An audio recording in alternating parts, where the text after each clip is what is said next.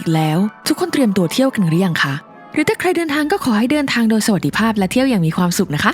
ว่าแต่เรื่องขึ้นปีใหม่เนี่ยเราอนุมานกันเองหรือเปล่าทำไมปีใหม่ต้องเป็นวันที่1 มกราคมล่ะใครเป็นคนคิดแล้วเอามาใช้ทำไม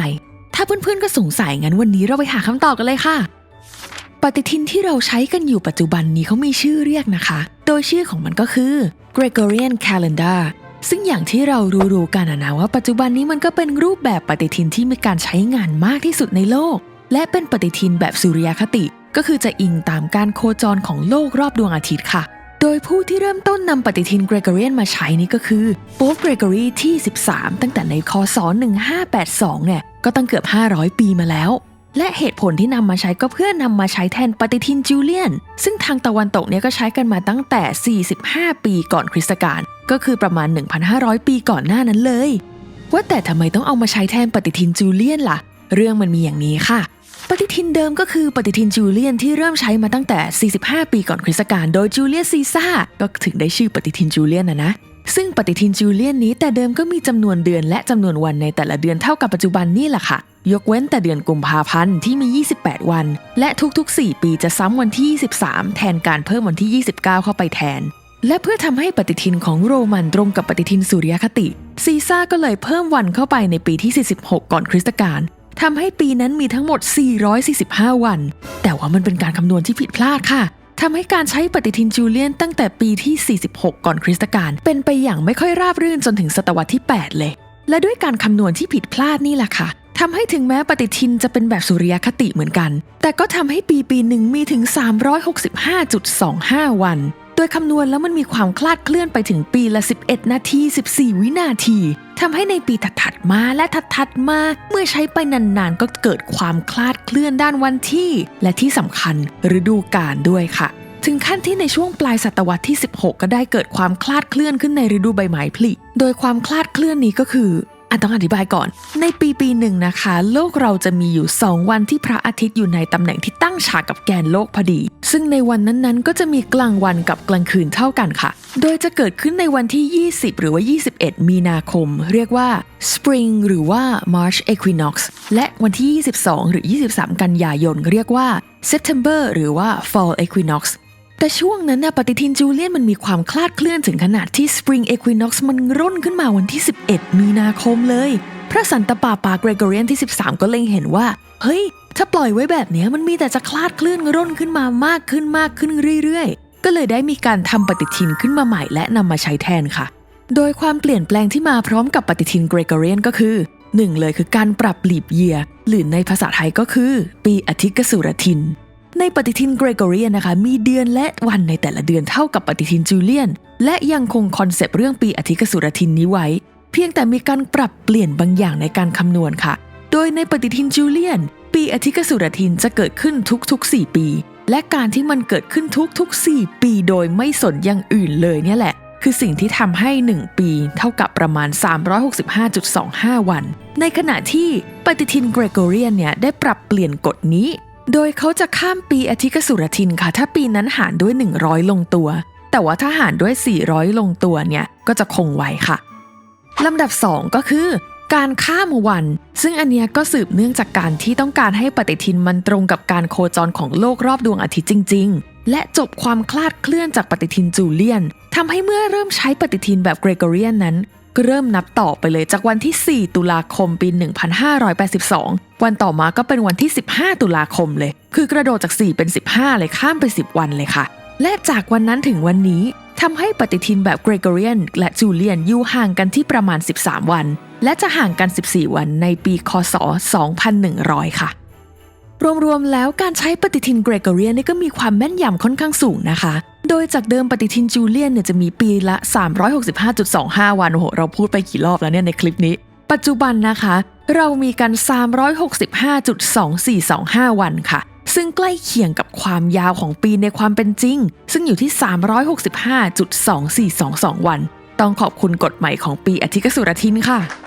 แล้วทำไมต้องเป็นปฏิทินเกรโกเรียนล่ะทำไมไม่เป็นปฏิทินแบบอื่นๆที่มีการใช้ในโลกอีกลำดับแรกเลยถ้าเราจะต้องการอยู่ในโลกที่ติดต่อสื่อสารทำการค้าทำธุรกิจด้วยกันได้เนี่ยในแต่ละประเทศก็ควรมีการใช้ปฏิทินนับวันเหมือนกันไม ไม่งั้นนะคะถ้าแต่ละประเทศใช้ปฏิทินคนละประเภทกันจะส่งออกสินค้าที่ฉันต้องแปลงเป็นวันของปฏิทินอะไรนะ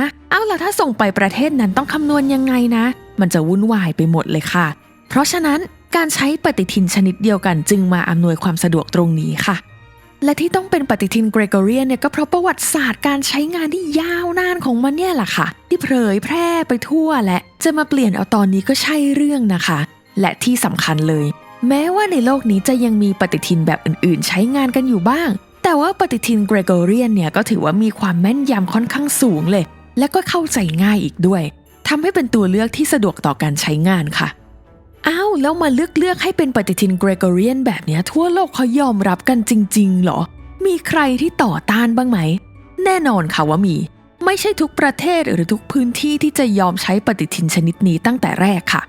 ด้วยความที่ปฏิทินเกรโกเรียนเนี่ยเริ่มแพร่มาจากประเทศที่นับถือศาสนาคริสต์นิกายคาทอลิกเช่นสเปนโปรตุเกสอิตาลีโปแลนด์ลิทัวเนียรวมไปถึงอาณานิคมของประเทศเหล่านี้เป็นต้นในช่วงแรกๆประเทศที่เป็นนิกายโปรเตสแตนต์ก็ยังมีความ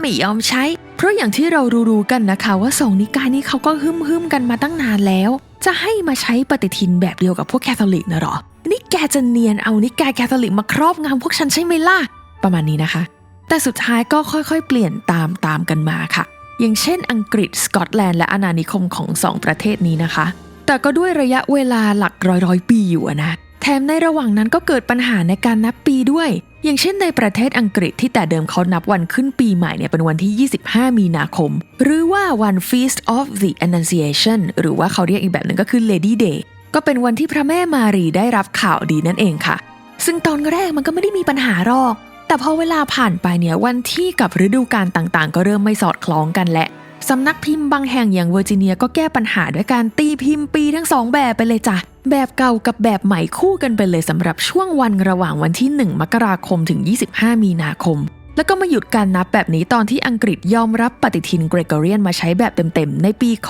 ศ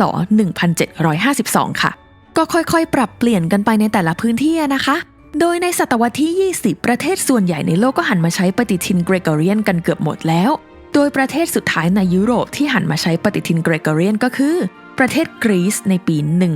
1923ค่ะส่วนประเทศไทยเดิมทีเราใช้ปฏิทินแบบจันทรคติกันจนกระทั่งสมัยของพระบาทสมเด็จพระจุลจอมเกล้าเจ้าอยู่หัวหรือว่าในหลวงรัชกาลที่5ของพวกเราเนี่ยพระองค์ทรงเห็นว่าไทยมีการติดต่อทำมาค้าขายกับประเทศต่างๆมากขึ้นจะมาใช้ปฏิทินแบบเดิมเนี่ยก็จะไม่ค่อยสะดวกสักเท่าไหร่เพราะว่ามันไม่ตรงกับสากลเขาจึงได้มีการเปลี่ยนมาเป็นปฏิทินสุริยคติเกรโกเรียนโดยให้1ปีมี12เดือนและวันที่ในแต่ละเดือนก็มี 30-31 วันอย่างที่พวกเราใช้กันอยู่ทุกวันนี้ค่ะต่างกันตรงที่วันเริ่มปีใหม่ของไทยนะตอนที่เริ่มใช้ปฏิทินเกรโกเรียนในปีคศ1889หรือว่าพศ2432นั้นเนี่ยอยู่ที่วันที่1เมษายนต่อมาจอมพลป.คนเดิมของพวกเราเนี่ยก็เห็นว่าวันที่1เมษายนเนี่ยมันไม่เป็นสากลก็เลยมีการนำเข้าที่ประชุมและเปลี่ยนวันขึ้นปีใหม่ของไทยมาเป็นวันที่1มกราคมในปีพศ2484นั่นเองค่ะซึ่งต้องแลกมากับการตัด3เดือนสุดท้ายของปีพศ2483ออกให้เหลือเพียง9เดือนและไปเริ่มนับใหม่นั่นเองค่ะอย่างไรก็ตามแม้ปฏิทินเกรโกเรียนจะมีการใช้กันอย่างแพร่หลายในปัจจุบันและส่งเสริมความสะดวกในการทำมาค้าขายติดต่อระหว่างประเทศทำให้ประเทศส่วนใหญ่ในโลกใช้ปฏิทินเกรโกเรียนเพียงปฏิทินเดียวแต่ก็ยังคงมีบางประเทศที่ไม่ได้ยอมรับปฏิทินนี้มาใช้เลยได้แก่ประเทศอัฟกานิสถานเอธิโอเปียอิหร่านและซาอุดิอาระเบียค่ะทั้งหมด4ประเทศโดยที่เขาก็ใช้ปฏิทินของเขาเองส่วนประเทศที่มีการใช้ปฏิทินเกรโกเรียนควบคู่กับปฏิทินแบบอื่นๆก็ยังมีอยู่เช่นกันและประเทศไทยก็เป็นหนึ่งในนั้นค่ะโดยเราใช้ปฏิทินเกรโกเรียนคู่กับปฏิทินสุริยคติของไทยที่เป็นพุทธศักราชแล้วก็ยังมีการใช้ปฏิทินแบบจันทรคติสำหรับวันสำคัญทางศาสนาต่างๆส่วนประเทศอื่นๆก็ได้แก่อินเดียบังกลาเทศปากีสถานพม่าเกาหลีญี่ปุ่นและไต้หวันค่ะรู้เรื่องราวการนับปฏิทินแบบปัจจุบันกันไปขนาดนี้แล้วอย่าลืมไปเล่าให้เพื่อนๆฟังในวันปีใหม่นี้กันนะคะสำหรับวันนี้เราก็ต้องขอตัวลาไปก่อนแล้วพบกันใหม่ปีหน้าค่ะสวัสดีปีใหม่ค่ะ